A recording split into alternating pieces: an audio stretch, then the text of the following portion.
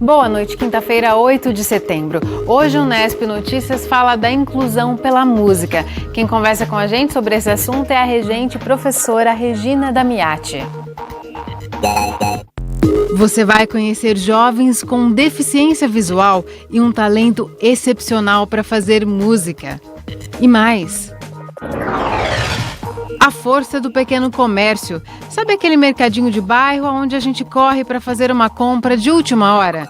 Ele responde por 35% das vendas do setor supermercadista.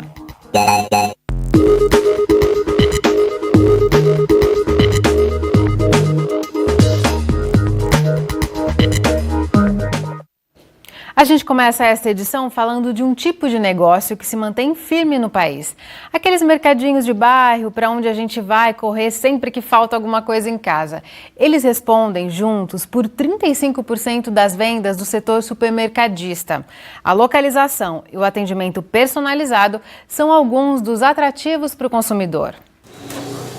Silvia mora a poucas quadras deste mini-mercado no Jardim Europa. Ela não faz a compra do mês aqui, mas vem pelo menos 2 vezes na semana repor itens da despensa.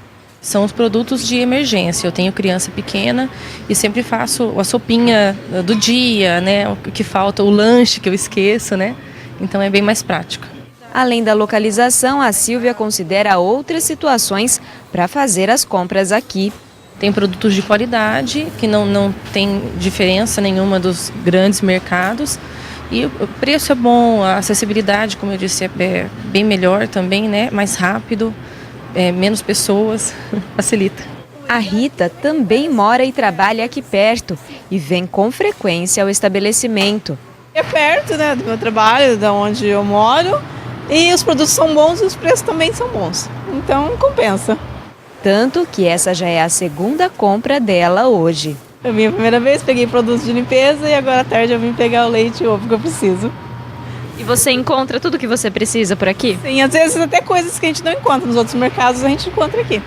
A Silvia e a Rita refletem o perfil de quem compra nos mini-mercados. Em Bauru, são 142 unidades que fazem a economia do município girar, mesmo em períodos de crise. Os mini-mercados, muitas vezes, quando eles se posicionam em regiões descentralizadas, eles acabam oferecendo essa questão da agilidade e da comodidade para o seu consumidor. Então, se a gente for ver, 70% das pessoas que vão ao mini-mercado é para fazer uma compra que faltou alguma coisa em casa, uma mistura para a janta. Então, assim, a gente tem que estar muito atento a isso, até porque se a gente for verificar o ticket médio de uma grande rede para uma pequena é muito diferente. O ticket médio de uma pequena empresa gira em torno de R$ 38, R$ 48. Então é uma compra de fato de recompra. Então, possivelmente você vai ter contato com esse cliente toda semana. E aí a importância de estabelecer esse relacionamento, esse vínculo com o cliente, chamá-lo pelo nome, que é o tratamento diferenciado que você acaba tendo em relação às grandes empresas. Gilson é o proprietário e coloca essa proximidade com o cliente em primeiro lugar. Seja ele de qual classe pertença, o cliente ele quer ser bem recebido. Esse é um ponto. Outra questão é você ter preços que atendam às necessidades do seu cliente. Além de ter o produto, você tem preços que atendam tanto a classe média alta quanto a classe média baixa para que eles possam vir e frequentar nosso estabelecimento. Mas também há desafios que precisam ser enfrentados pelo segmento. Adequar os produtos para que atendam o perfil dos clientes, controlar o estoque e enxugar gastos são ações que devem compor a rotina de um mini-mercado para manter as vendas e uma boa margem de lucro. O pequeno empresário ele precisa ter muito cuidado, porque como ele não pode ter uma variedade muito grande de produtos, até porque o seu estoque é menor, ele precisa entender qual que é a necessidade daquele público-alvo que ele tem na região dele, tentar enxugar esse mix, mas ainda assim oferecer opções para o seu cliente. E como diferenciação, muitas vezes, ele pode servir serviços que agregam a venda do produto. Então, não só baseado no preço, mas de repente uma entrega que possa ser feita ao cliente, alguma coisa nesse sentido. O comércio ele te realiza assim financeiramente se você trabalhar certinho. Eventualmente que tem as suas dificuldades também.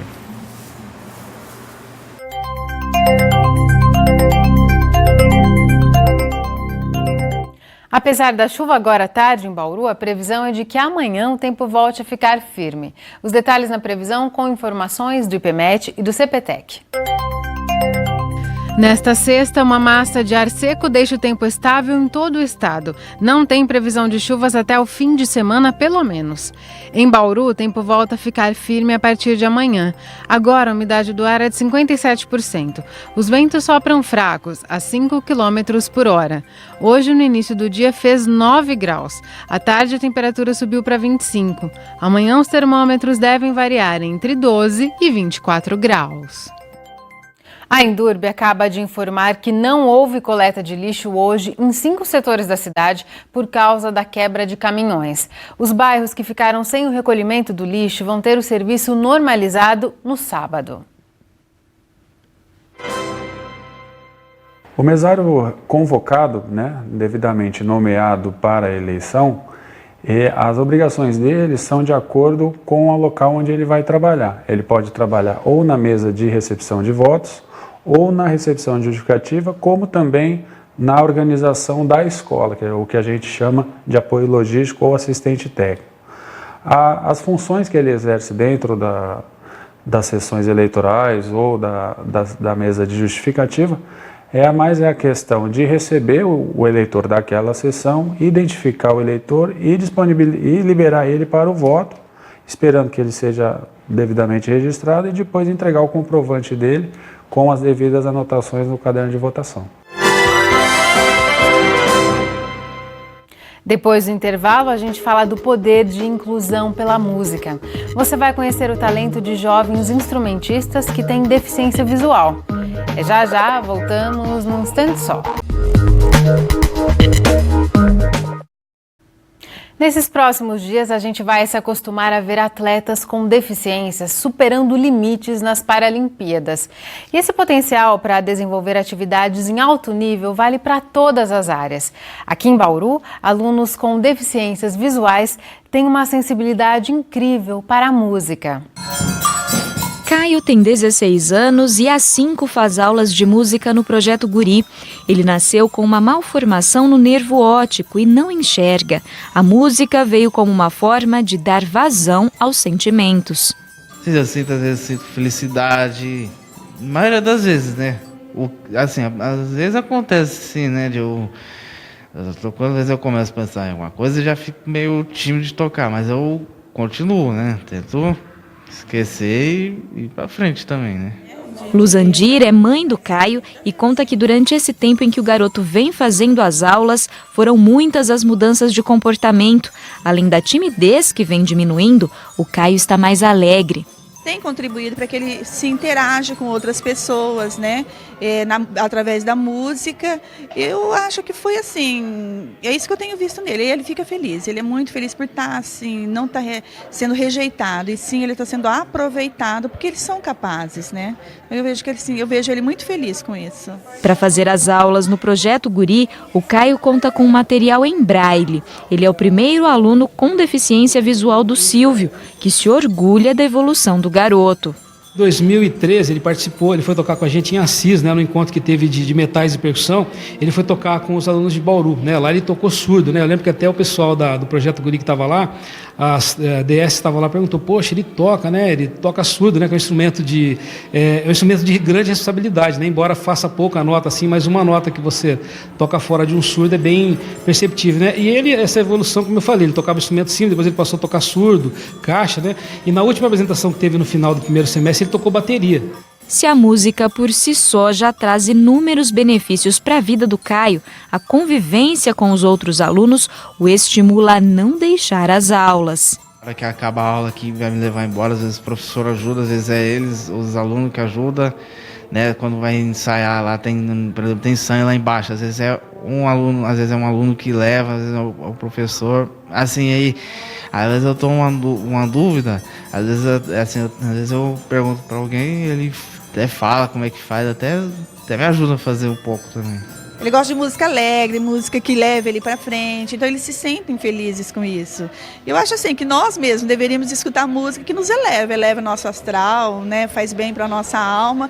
E é isso que a Amanda faz. Ela também tem deficiência visual, mas desde cedo se encantou pela música. Além do violoncelo, que está aprendendo, toca outros 4 instrumentos.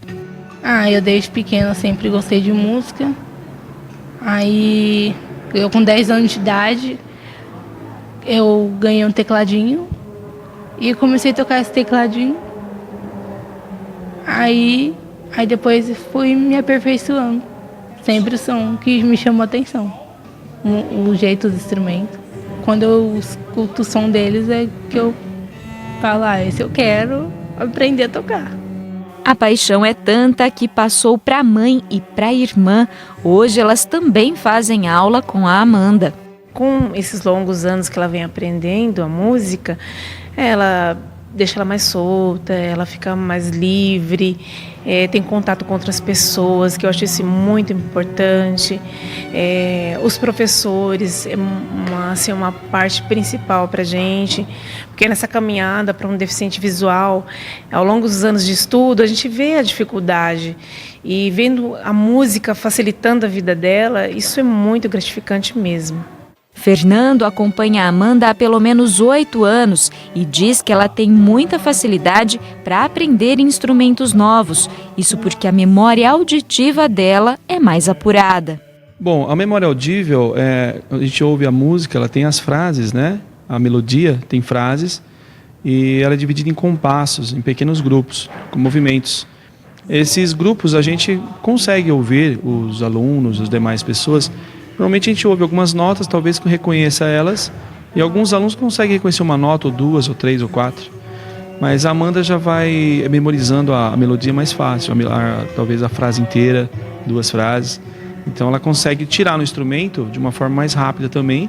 Na verdade, a evolução dela é acelerada. Em termos de escuta, enquanto um aluno tira uma música, ou lê mesmo, com uma visão tradicional, mas que não é a escuta, ela já tira mais rápido, por causa do desenvolvimento dela de percepção auditiva. Tanto que a Amanda não pretende parar no violoncelo não. Ela já planeja aprender mais um instrumento, a flauta transversal. Eu achei o som dela maravilhoso, porque na minha igreja tinha orquestra. Aí a moça da orquestra tocava a flauta, aí eu me apaixonei pelo som. Agora eu quero aprender a tocar flauta transversal. A música, para muitos, ela parece ser um entretenimento apenas. Mas eu digo que não, ela não é só isso. Ela é uma ciência, ela trabalha muito diversas disciplinas e áreas diferentes, por exemplo, a história, a geografia. Através de conhecer um compositor ou um gênero musical, a criança, o adolescente, o cidadão, enfim, ele amplia em muito todos os seus conhecimentos, né? Porque a música ela é uma linguagem. Por exemplo, se a Amanda ou algum aluno aqui ou eu, né, nos encontrarmos com pessoas musicistas de qualquer lugar do mundo, a gente vai falar uma mesma linguagem, né? Essa é a maior questão aqui. A música, além de todo o benefício que ela faz, que é a paz, a alegria que ela mesmo citou, ela transforma o deficiente visual, ela inclui ele num grupo, numa sociedade, isso que eu acho muito importante. Não deixa de ser, ela não é só um deficiente visual, ela é uma instrumentista, né, o violinista. Então, ela faz parte de nós, de um todo, de uma sociedade.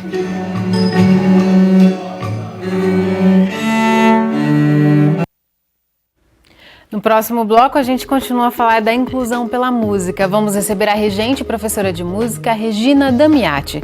Continue ligado que o intervalo é bem rápido. Voltamos e a gente continua a falar sobre a inclusão pela música. Quem conversa com a gente é a regente e professora de música, Regina Damiati. Regina, muito obrigada por sua presença aqui no Nesp Notícias. Obrigada a você pelo convite. Regina, a gente sabe que a música está presente no cotidiano de todos nós, mas quando nos deparamos com uma história, né, como o do Caio, como o da Amanda, que a gente vê que a deficiência visual não foi empecilho nenhum para eles se apropriarem dessa linguagem musical. A música deveria ser mais bem explorada como um instrumento de inclusão? Com certeza absoluta. Absoluta. Existe um preconceito com algumas classes, com algumas deficiências, que não deveria existir. A partir do momento que é um ser humano, ele tem capacidade artística, no meu consentimento. Então, pela experiência que eu tenho, eu acho que todo ser humano tem uma capacidade artística. E isso, para ser desenvolvido, precisa ser trabalhado, precisa ser estimulado. E a gente viu duas características marcantes do processo de aprendizagem dos dois, que é a sensibilidade auditiva e a questão da memória. Isso é um traço comum nesse processo de introdução à música em crianças com cegueira ou com comprometimentos visuais? É assim, quando você começa a trabalhar a música, você já estimula todas as inteligências, inclusive a inteligência da memória, né? A memória auditiva, a memória visual, no caso, quando não é deficiente, lógico, e todas as inteligências que a gente possui. No caso do deficiente visual, eu aprendi que quando a visão falta, é um processo natural do cérebro canalizar essa energia para a audição. Eu achava que a criança, a pessoa que se tornava deficiente visual, ele desenvolvia a percepção auditiva e não. O próprio cérebro já tem essa natureza de canalizar. Então, automaticamente, eles são mais desenvolvidos na percepção por conta dessa energia que não está indo para a visão. E você tem experiências anteriores de trabalhos, né, com deficientes visuais? E a Regina me contava até que muitas vezes o próprio ensino da música é um estímulo para a criança aprender o braille, por exemplo. Sim, não só o braille, como tudo que ela precisa para o cotidiano. A gente não pensa nisso porque a gente não passa por isso. Então, a criança aprende muito através do exemplo, da referência que ela enxerga. A criança que é deficiente visual, ela não tem essa referência. Então, ela precisa de uma pessoa para condicioná-la isso, ou ela acaba aprendendo com a própria família, de um modo mais natural. Mas a música ajuda nesse processo, porque às vezes elas têm um pouco de resistência de aprender o braille, que é difícil para todo mundo, por que não para elas? E aí, com o estímulo da música, quando eu trabalhava coral com um grupo de crianças deficientes visuais, a moça que trabalhava com as crianças, esse cotidiano, que é a Suzana Rabelo, ela comentava comigo que era para eu fazer a música que eles queriam, porque aí eles iam querer decorar a música e para isso ela passava a música em braille para eles levarem para casa. Então eles tinham que estudar o braille. Dava todo um significado para aquele aprendizado. Dava, porque aí ela chegava no ensaio do coral e conseguia cantar a música, porque tinha estudado a música no braille. E eles aprendem também a noção do tempo, né, por meio da melodia. Sim, do tempo, do ritmo, pulsação, todo o conceito musical é passado. E falando para as crianças de uma forma geral, Regina, agora ampliando a nossa conversa, por que é importante fazer uma iniciação musical? Você acha que todo pai deveria investir numa aula de música para o filho? Olha, apesar de eu ser extremamente suspeita, ao mesmo tempo eu me considero com uma capacidade total de dizer, com uma certeza total, que deveria sim estimular. Porque a música, eu não estou dizendo que a música é melhor do que outra arte. O que eu acredito é que a música é uma arte muito completa. Não sei se há mais, mas muito completa. Ela faz a ligação das inteligências. Então você trabalha a emoção junto com a memória, junto com a autoestima, tudo ao mesmo tempo. E isso vai te tornando uma pessoa mais inteligente. Mas hoje em dia a inteligência não é vista através de testes de QI. Ela é vista pela criatividade e pela capacidade cognitiva. Quer dizer, impulsiona o desenvolvimento cognitivo em todos os níveis. Exatamente. Né? Porque assim, Larissa, se você tem uma inteligência exacerbada em uma inteligência exacerbada, boa, mas você não tem uma inteligência emocional para lidar com isso, então você acaba não usufruindo dessa inteligência que você tem, talvez, né? E no caso das crianças muito novas, como que deve ser feita essa iniciação? Já se apresenta um instrumento musical, ou a criança é exposta a vários instrumentos? Não. A criança, na minha opinião, quanto mais nova, ela deve trabalhar a musicalização. A musicalização é o aprendizado do cotidiano, de conceitos, através da música. Usa a música como meio. O que não deixa de musicalizar a criança, né? Trabalha pulsação, trabalha direita, esquerda, trabalha alto, baixo, conceitos.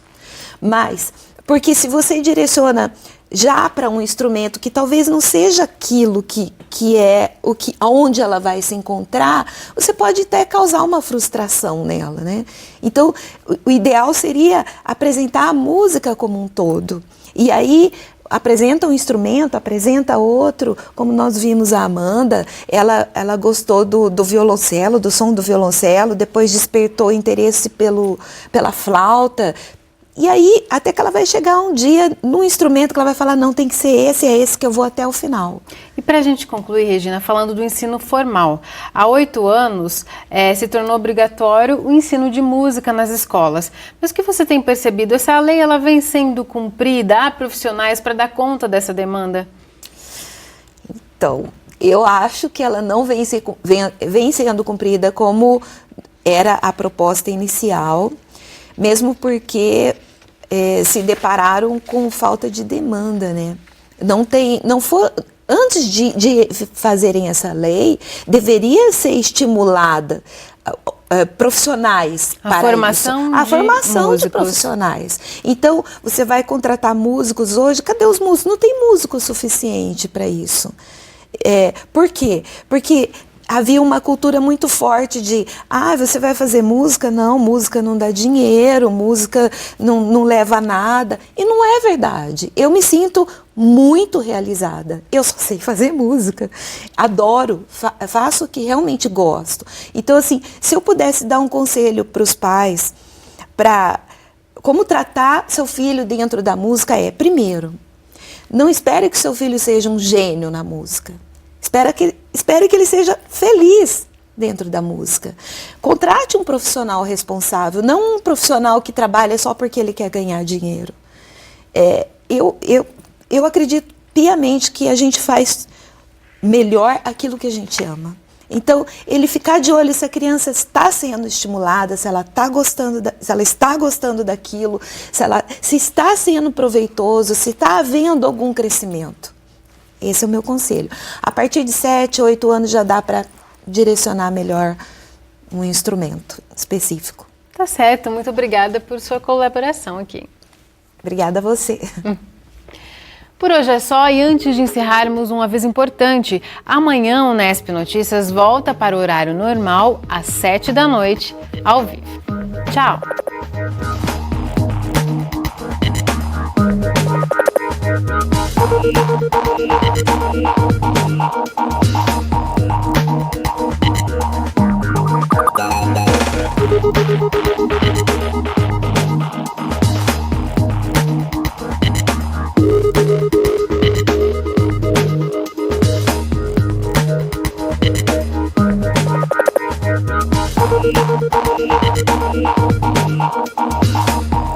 Thank you.